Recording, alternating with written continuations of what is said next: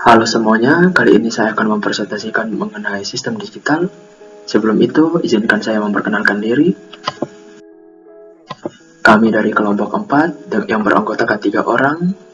Yang pertama Ida Bagus Ari Widiana, yaitu saya sendiri dengan NIM 2108561044. Kemudian ada teman saya yang bernama Iputu Diska Fortunawan dengan NIM 2108561046. Kemudian ada teman saya lagi yang bernama Iputu Gede Mahardika Adiputra dengan NIM 2108561055. Kami dari program studi Informatika Universitas Udayana.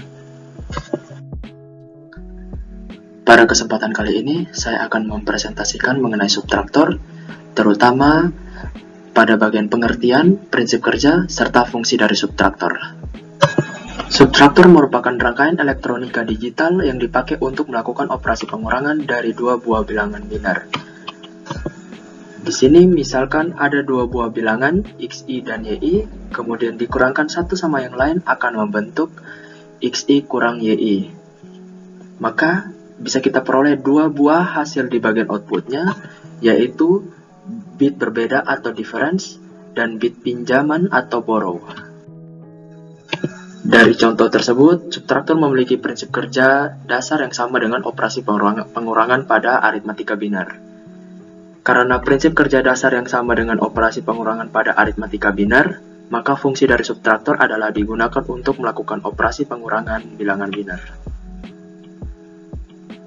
Jika mengikutkan bit pinjaman yaitu BI plus 1 yang merupakan bagian dari MSB, Most Significant Bit, maka operasi pengurangan yang lengkap akan menjadi BI dikali XI kurang YI. Kemudian subtraktor sendiri terdiri atas dua jenis, yaitu half subtraktor dan full subtraktor. Half subtraktor dan full subtraktor ini akan dijelaskan oleh teman saya, yaitu Putu Diska Fortunawan dan Putu Gede Mahardika. Terima kasih. Nah, materi yang selanjutnya adalah jenis-jenis dari subtraktor. Ada dua jenis subtraktor, yaitu half subtraktor dan juga full subtraktor. Yang pertama akan saya jelaskan adalah mengenai half subtraktor.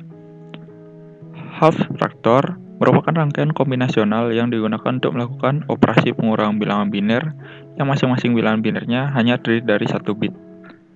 Half subtraktor ada dua input dan juga dua output, yaitu difference dan borrow. Half subtraktor sendiri merupakan operasi pengurangan bilangan biner yang sangat sederhana. Half subtraktor juga tidak memiliki borrow in, sehingga jika kita memerlukan operasi pengurangan bilangan biner yang lebih kompleks, kita akan memerlukan full subtraktor. Untuk tabel kebenaran dari half subtraktor bisa kita lihat di sini. Half subtraktor ada dua input yang di sini yaitu A dan B, dan juga memiliki dua output yaitu difference dan borrow. Untuk mencari difference, fungsi boolean yang diaplikasikan adalah A XOR B, di mana 0 diXORkan dengan 1 akan menghasilkan 1, 1 diXORkan dengan 0 akan menghasilkan 1, 1 diXORkan dengan 1 akan menghasilkan 0. Sedangkan untuk borrow sendiri, kita perlu melakukan A bar B. Misalnya A bar B akan menghasilkan 0, 0 bar 1 akan menghasilkan 1. Itu juga seterusnya. Sedangkan untuk rangkaian dari half subtraktor adalah seperti ini. Rangkaiannya sendiri cukup sederhana.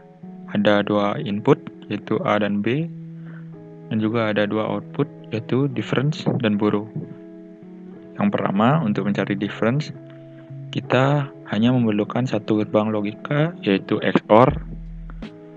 Kita hanya perlu melakukan peng-XORan antara A dan B. Jadi A tinggal di-XOR-kan dengan B, maka akan menghasilkan difference. Sedangkan untuk borrow sendiri, kita memerlukan dua gerbang logika. Yang pertama ada gerbang logika NOT dan ada gerbang logika AND. Yang pertama, A di-NOT-kan dulu, lalu NOT A tadi akan di-AND-kan dengan B, sehingga NOT A dan B akan menghasilkan borrow. Baiklah, saya akan lanjutkan pembahasan dari kelompok 4 mengenai subtraktor, yaitu di bagian full subtraktor. Pertama-tama, apa itu full subtractor?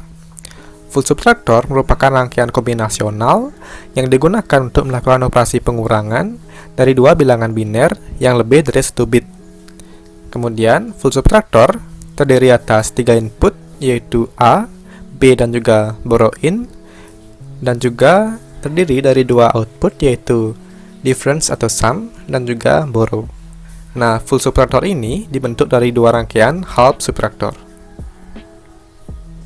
Pada slide ini terlihat tabel kebenaran dari full subtractor, yaitu dengan 3 input dan juga 2 output.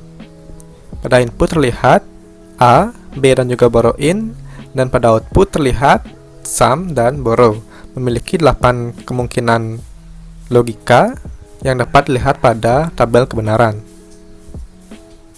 Selanjutnya, saya akan jelaskan mengenai rangkaian dari full subtractor. Nah, rangkaian full subtractor sendiri terbentuk dari 2 input, yaitu A dan B, dan juga borrow in, yang pada slide ini disebut dengan C. Nah, pada bagian sum, terdapat beberapa gerbang untuk membentuk sum, yaitu yang pertama adalah XOR, di mana XOR pertama ini digunakan untuk mengeksorkan A dan juga B, sehingga menjadi A XOR B. Kemudian, output dari gerbang ini akan menuju ke gerbang XOR kedua, di mana A XOR B akan di-XOR-kan dengan C atau borrow in, sehingga menjadi rumus dari sum full subtractor.